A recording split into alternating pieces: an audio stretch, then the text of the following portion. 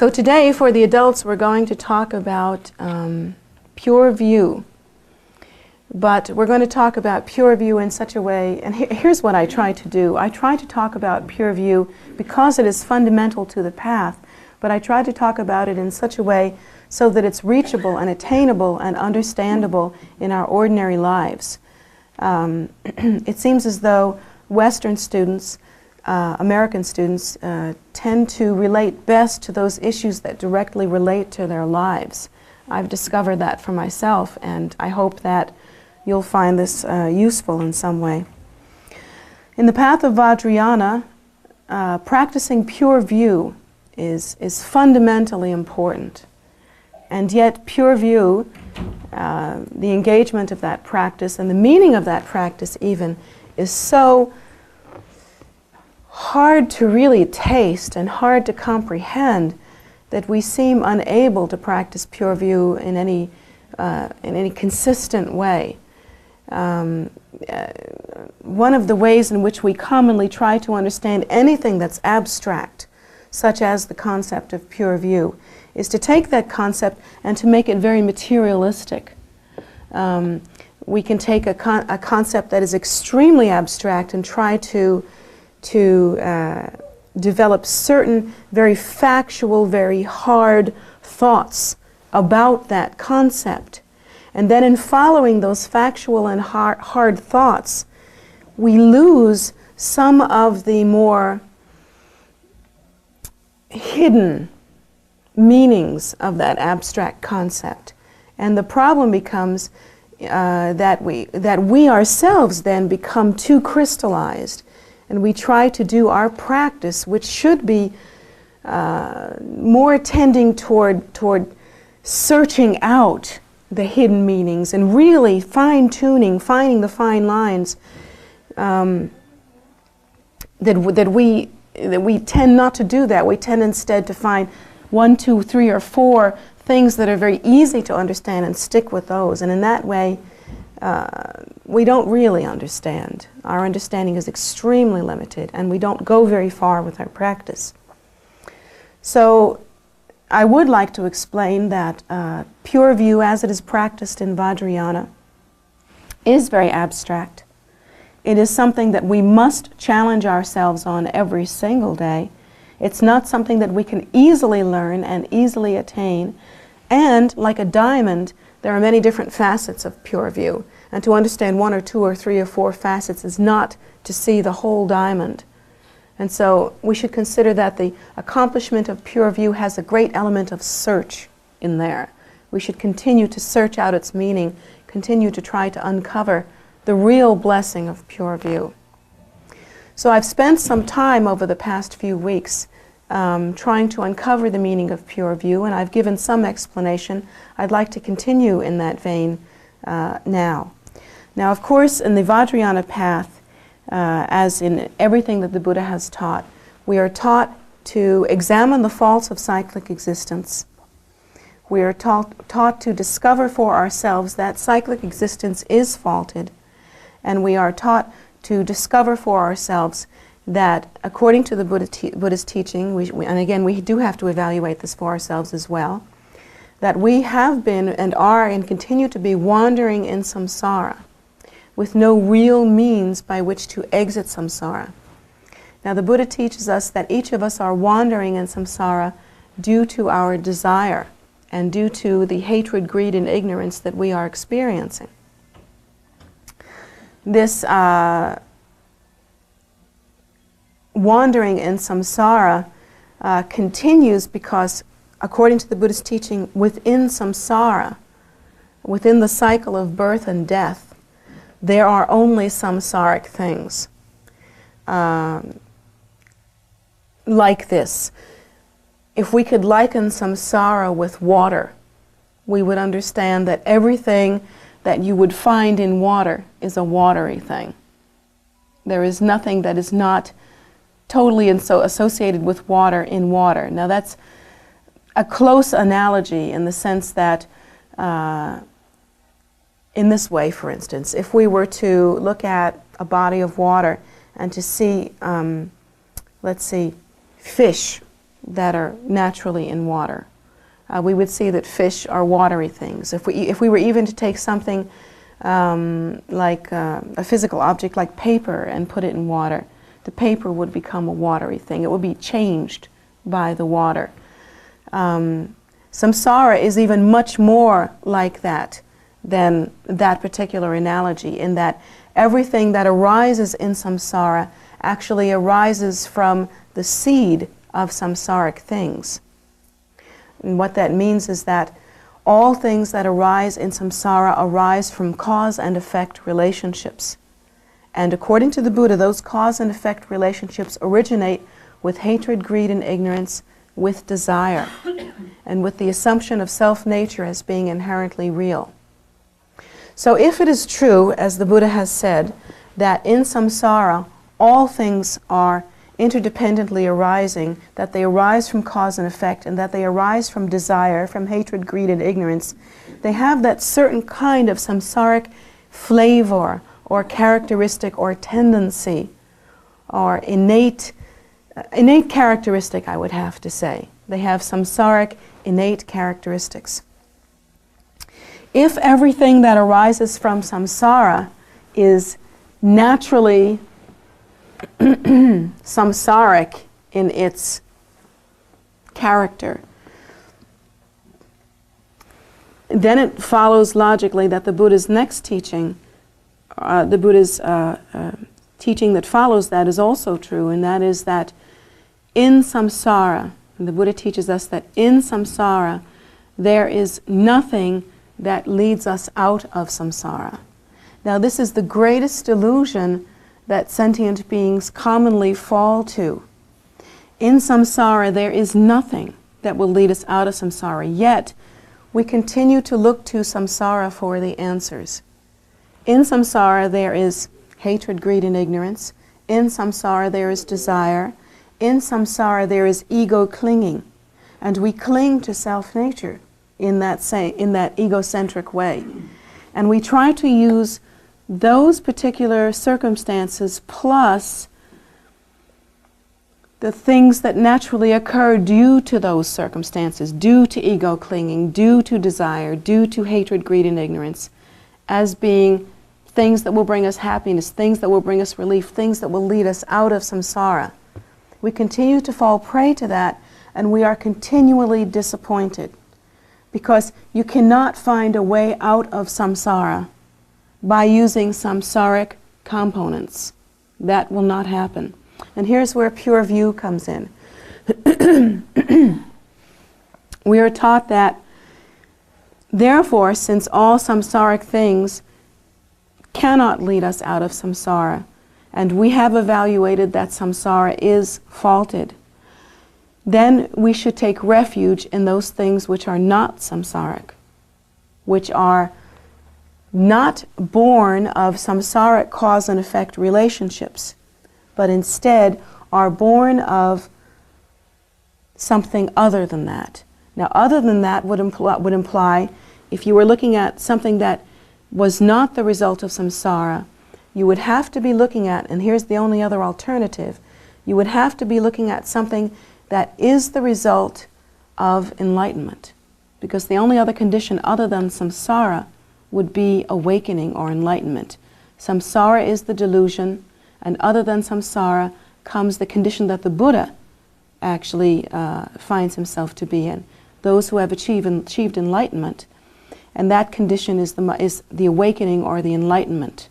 The being outside of samsara, or spontaneously abiding in the condition of the primordial natural state, the primordial state of awakening.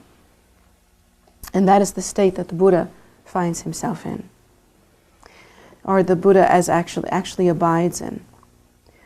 So if we are not to take refuge in those things that are samsaric, if instead we are to take refuge in those things that will lead us out of samsara, or the cycle of death and rebirth and suffering, then we must look to those things that are not samsaric. And of course, those things must arise from the mind of enlightenment. They must arise from the mind of enlightenment. So we should look to, according to the Buddhist teachings, the Buddha, the Dharma, and the Sangha. The Buddha, because the Buddha appears in the world and is the very expression of the mind of enlightenment. And of course we always think of the historical Buddha, but we are also taught that there have been those who have achieved enlightenment, and that the historical Buddha is not the only to ever have attained Buddhahood. But for our purposes, we will think of the historical Buddha. We should also think of the Dharma. And the Dharma is actually the method or the path that the Buddha has brought to the world. And the reason why we should think of the Dharma as being non-samsaric is because it actually arises from the mind of enlightenment. And if the Dharma arises from the mind of enlightenment, or arises from the Buddha's awareness, which it has, then we can consider that the Dharma is not samsaric. And then we think of the Sangha, and for those of you that don't know, the Sangha is actually the spiritual community. The spiritual community that practices Dharma specifically, according to the Buddhist teaching. Now the Sangha could not have arisen if it were not for the Buddha's teaching and blessing, and if it were not for the provision of the Dharma in the world. And so the Sangha is also the result of the mind of enlightenment. Therefore, these three things are considered to be our objects of refuge, that finding fault in samsara and not wishing to continue in the cycle of death and rebirth, we can then turn safely toward the Buddha, Dharma, and Sangha as being that which is the object of refuge, which we can find help in. The Buddha, Dharma, and Sangha are the only things which do not actually arise from the conditions of samsara, but actually do arise from the very mind of enlightenment. And that, of course, is the Buddha nature. Now, in the Vajrayana path, particularly, one also takes refuge in the Lama, or the Guru. The reason why one takes refuge as in the Lama or the Guru is not because it isn't, with the idea of trying to adapt a certain personality as being superior or something that you like better than other things. When you choose a guru, when you choose a lama, when you come to meet your teacher and actually take teachings, you should never do so for samsaric reasons like that. You should not choose a teacher because you particularly like them, or because you like the way they look or the way they dress, or don't like the way they look or the way they dress, or because you like the way they act or do not like the way they act. But you should choose your teachers on the basis of their qualification. And that's really important. And I've taught this before, and I'll say this again, because again, this thought is important in this teaching as well. When Gyaltsen Rinpoche was here, he outlined for us very clearly on what basis we should choose our teachers. And he gave us two main thoughts in that regard.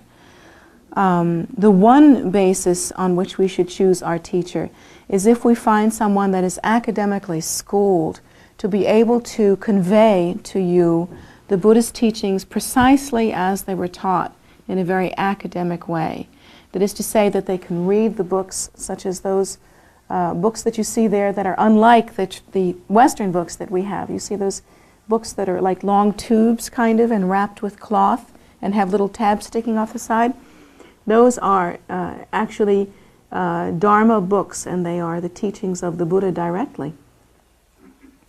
And there are many qualified teachers who can read those books in Tibetan and can translate them into thoughts that Westerners can understand, and yet they can very clearly stay right with the teaching and not deviate at all. And so that is one excellent basis for choosing a teacher, that they are academically qualified. With such a teacher, you should also be certain that that teacher has accomplished the teaching. That is to say that they themselves must have done the practices. They must have received all of the necessary teachings and empowerments and lung transmissions, and themselves have taken the teachings and actually practiced them and used them within their own lives. That is one basis for choosing a teacher. Another basis for choosing a teacher is to take into account that throughout time, due to the Buddha's blessing, there are those sentient beings who have themselves practiced very hard, just as you are beginning to practice now, but have practiced very hard for many consecutive lifetimes and have attained through that practice the ability to accomplish the mind of the bodhisattva, that is the mind of the awakening being.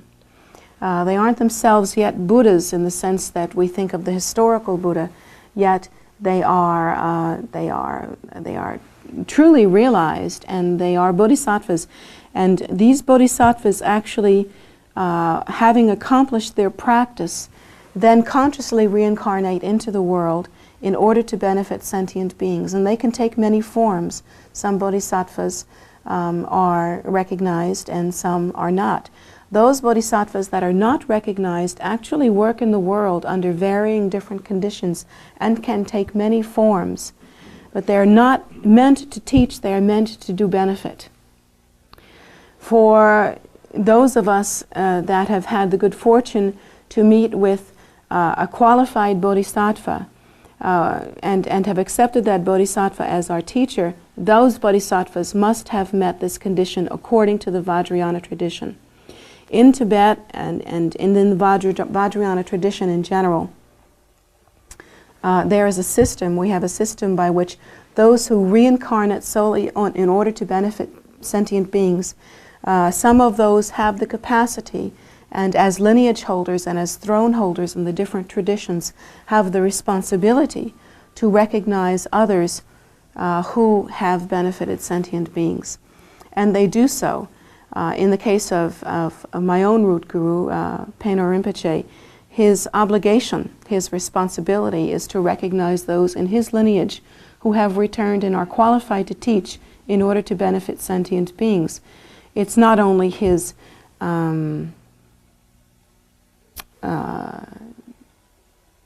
ability to do so, it is his responsibility to do so. He must do that in order to fulfill his obligations. And it's like that in the different traditions. Certain lamas are qualified, and it is their responsibility to recognize other appearances in the world who are bodhisattvas and who have come to benefit sentient beings.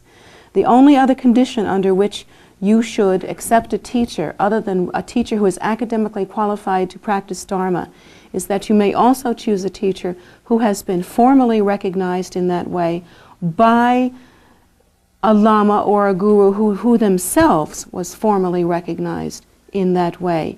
And that tradition and lineage would have to be traced back some time, actually until the time of Guru Rinpoche or Padmasambhava, where he himself predicted the chain and lineage of lamas who would appear in the world. Under those conditions, you may also choose such a bodhisattva based on their wisdom, in that bodhisattva will be able to teach the basic tenets of Mahayana Buddhism, of Dharma, and will be able to do so in a way that communicates to whomever they are appearing with. And it is very likely that that bodhisattva will take on the appearance of those with whom they are appearing, and will take on the kind of speech and kind of mannerisms of those with whom they are appearing, and will do so for their sake. That is the other condition under which you may choose a guru. Once you have chosen a teacher, and once you have taken refuge in that guru, and have taken refuge in the Buddha, the Dharma, and the Sangha, you should consider that that guru is a representative of the Buddha and the Dharma and the Sangha as it appears in the world. In that without the teachers, it would be very difficult for us to connect with the Buddha, the Dharma, and the Sangha. The historical Buddha does not appear to be with us at this time. The Dharma books themselves are not attainable to us. And particularly as Westerners, culturally, it is very difficult for us to be able to really taste and really absorb and really internalize Dharma teaching in the condition that we're in, and that is the karma of the situation. So we find that the Lama becomes then indispensable. And that is the reason that we should work very hard on accomplishing pure view. Essential is the accomplishment of pure view concerning the Lama. Essential is the accomplishment of pure view concerning the Buddha and the Dharma and the Sangha. And it is based on the very thoughts that I've just given you. It should never be based on worldly concerns or samsaric things. Many times students have conflict with their teachers or do not allow themselves to take on a relationship with the teacher. They distance themselves from that opportunity. They do not give themselves the opportunity of such a thing because they themselves have a great deal of pride, and pride is a samsaric thing. They think that they know better. They think that they have the teaching much more secure in their minds in some way than the teacher might have. They feel that they themselves are much better versed. Or they may feel that they just generally know better in some spiritual way. And that pride, that kind of feeling, is actually a samsaric feeling. Sometimes students will not avail themselves of the opportunity to practice Dharma because they feel a cornucopia, infinite amount of different kinds of samsaric feelings and judgments.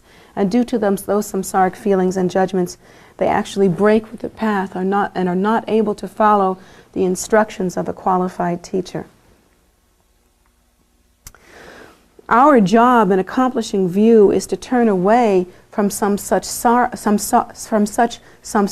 impulses, such as pride, such as anger, such as grasping. And oftentimes we do feel grasping. We ourselves wish to be the center of attention. We ourselves wish to be in charge. We ourselves wish to be the teacher. We ourselves wish to be the knowledgeable one. And due to that grasping, we do not allow ourselves to, in a humble way, accomplish the view of turning to the Buddha, Dharma, and Sangha and clearly turning to the teacher as our guide. And so that is an indication of how we would not be able to turn to the proper path and the proper teacher according due to our inappropriate view.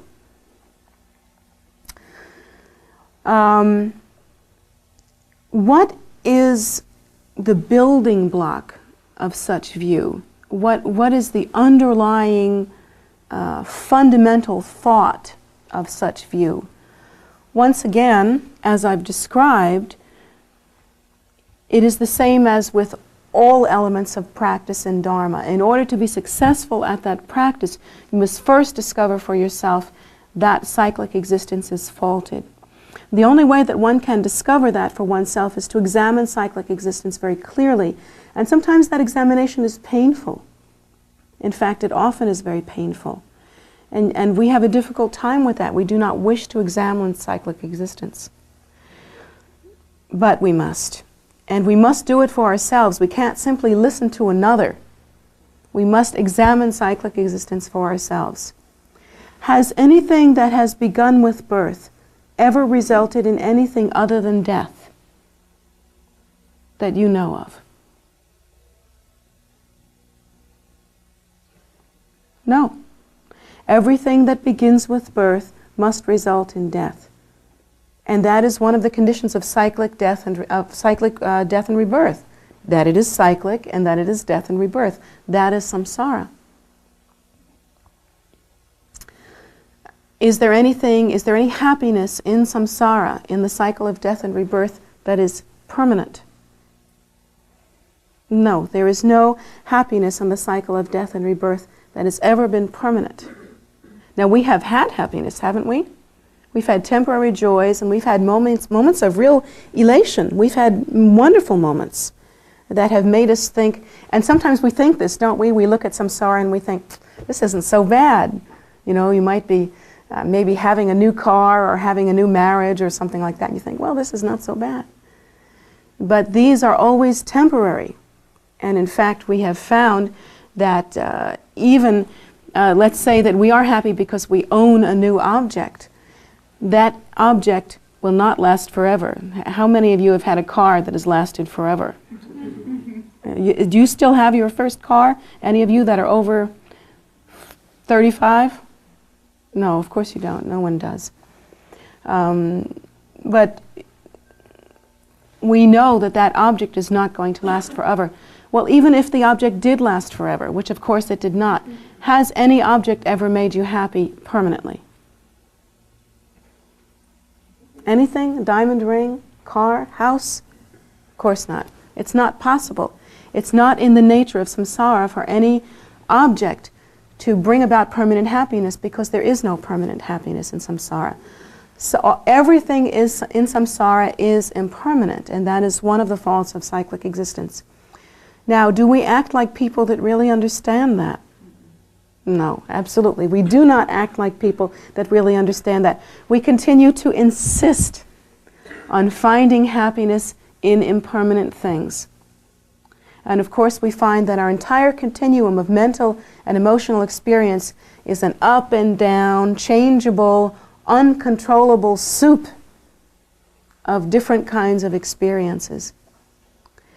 And that samsara can be very deluding, because often we spend our entire lives, and you must agree with this, I'm sure, creating this search. We search and search and search for that thing that is going to make us happy. What's it going to be? Is it going to be some object? Is it going to be wealth? Is it going to be fame? Is it going to be personal power? What's the thing that's really going to do it for you? Track for yourself how much of your day, how much of your life is spent in pursuit of that thing that will bring you relief from suffering, that thing that will bring you permanent happiness. We do not act like people that actually understand that everything in samsara is impermanent, and that you cannot attain permanent happiness with samsaric things. We seem to not be able to understand that. And so that's another fault of cyclic existence, is that it has a very narcotic quality about it. We act like people that are on drugs. Literally.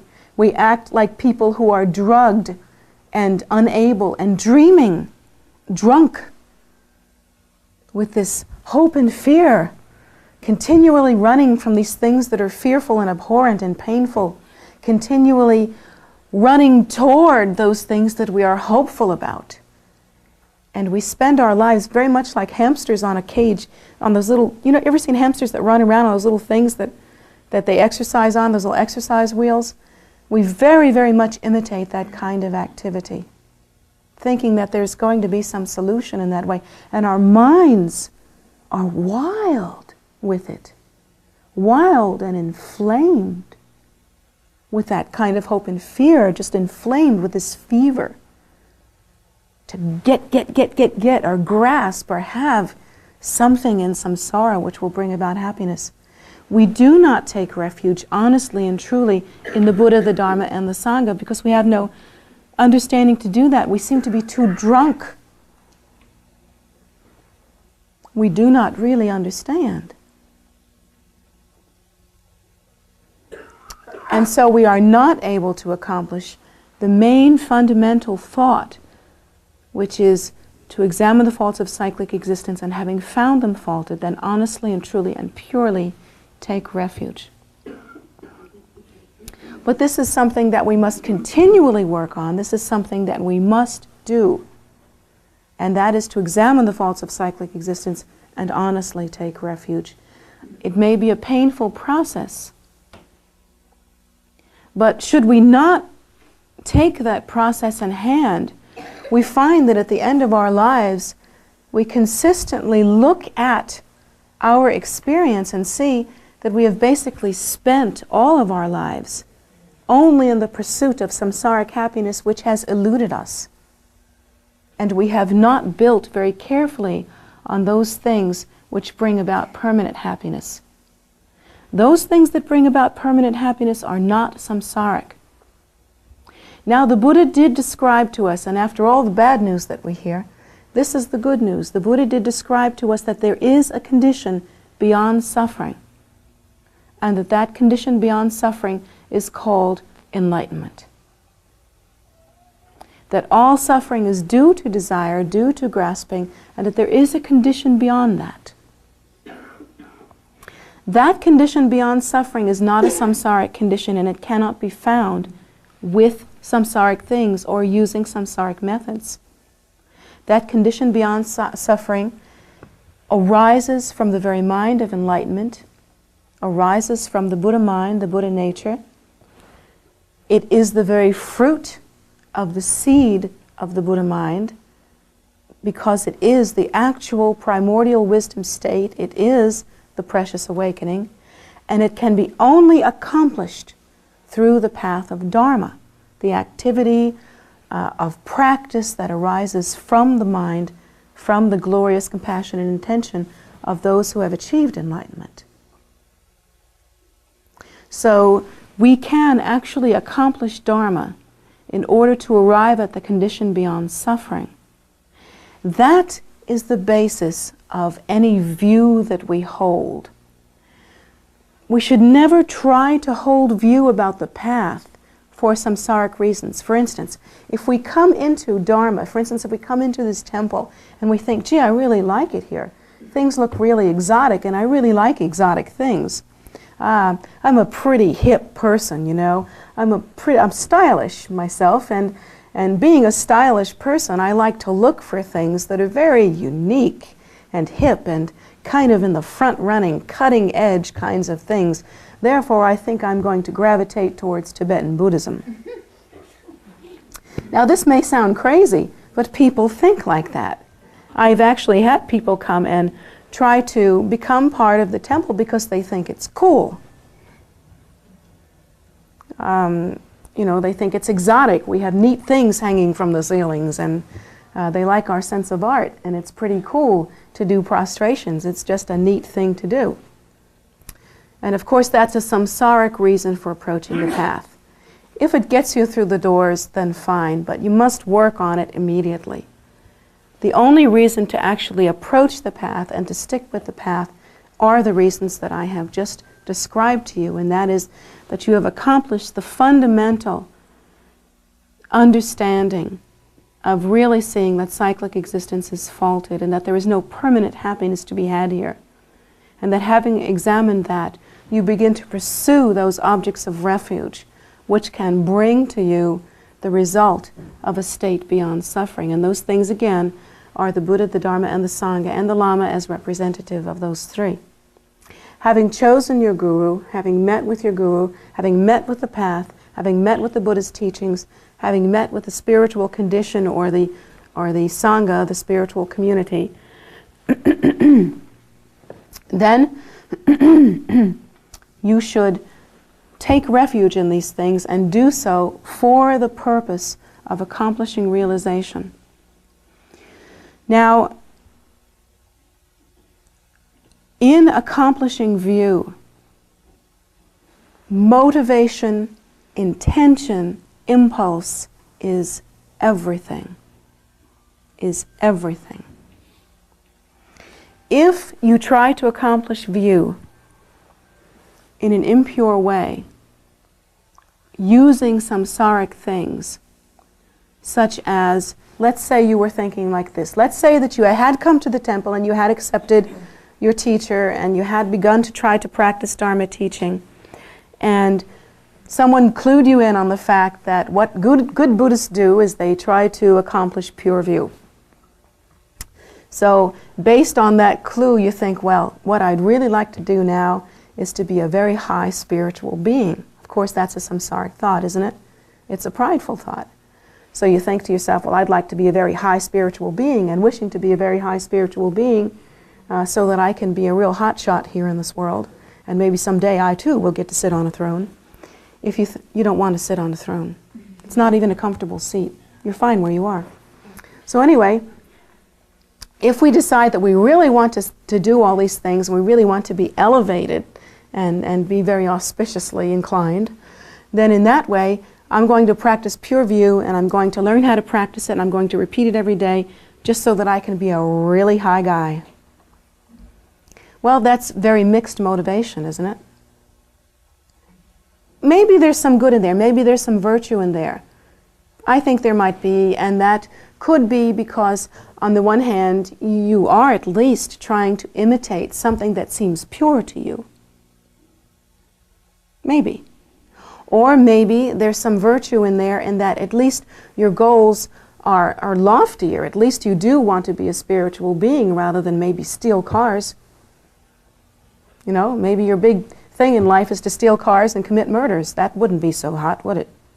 Of course not. So if you wish instead to practice and be a very advanced spiritual being, that might be more virtuous than wishing to steal cars. But it still is very mixed motivation, and it will not bring good result. Why?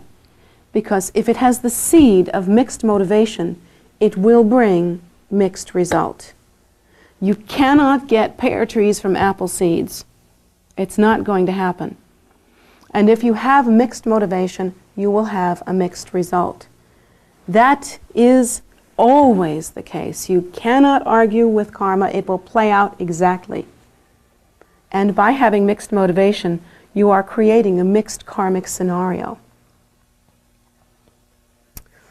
So the result will be mixed, and at some point you may actually not continue with the path, or you may lose the path, or you may be deluded on the path and not have good result.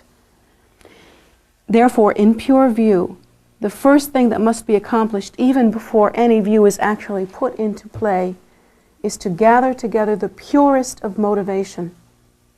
And that motivation must be only based on seeing the condition of sentient beings, seeing the faults of cyclic existence, seeing for yourself that not only you, but all sentient beings are wandering helplessly in samsara, and that we are all suffering due to the inability to find permanent happiness, due to the inability to accomplish anything that will bring good result. See that this is the condition of all sentient beings.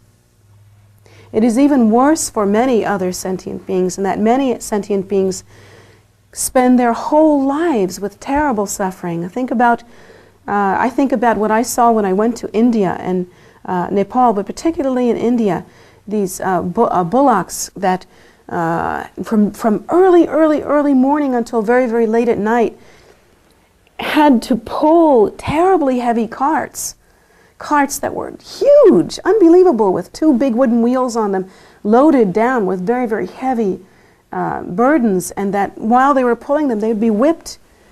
Their masters would be sitting on the truck also and whipping them. And not only that, to heap insult to injury, their horns were painted and they had bells hanging on them and they were all decorated up and things like that. And they were kept in a very uncomfortable way, and many of them were very gaunt and skinny, and you could tell that they weren't cared for.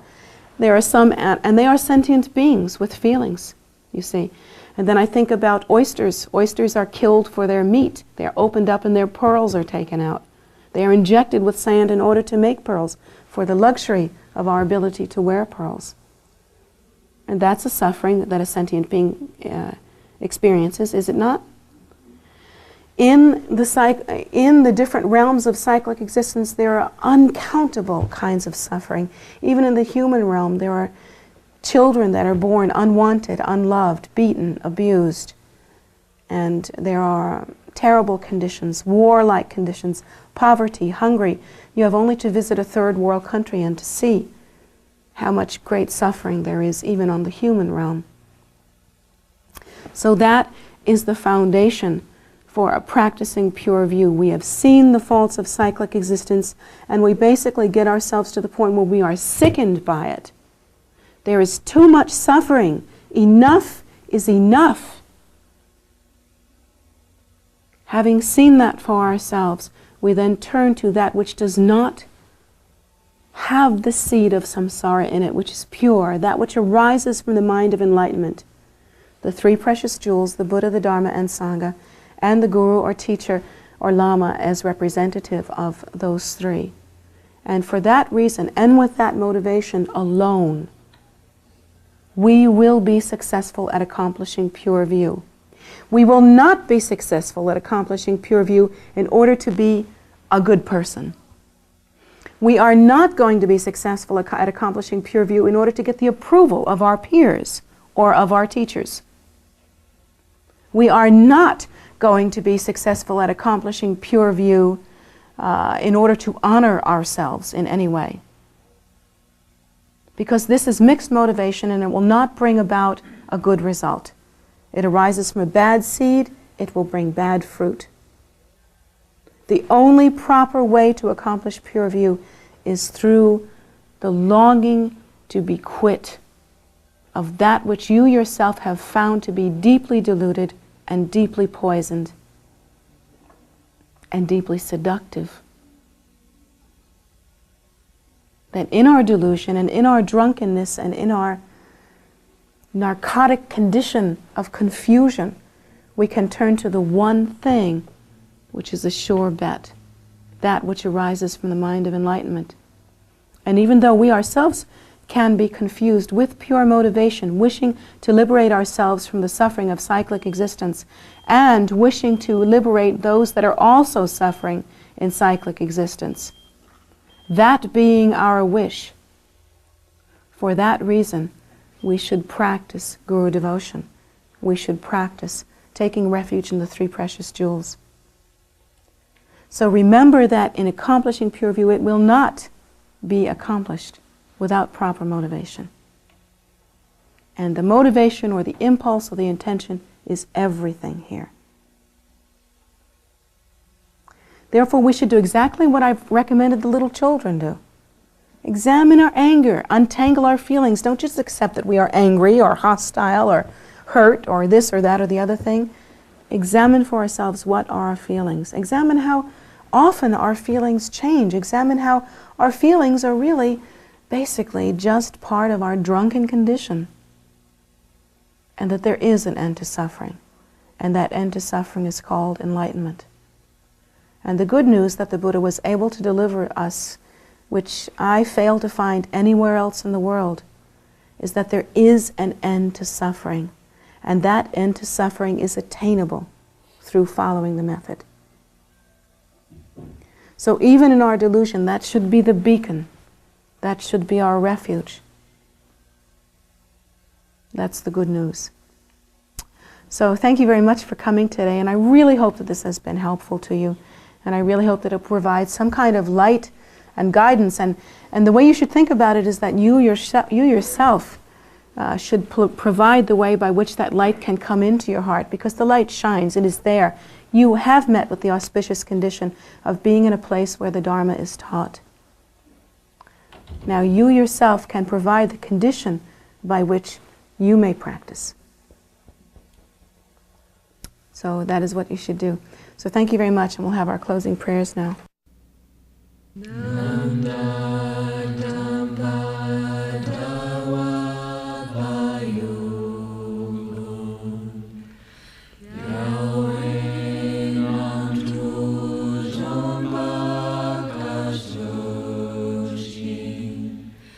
Blessed unto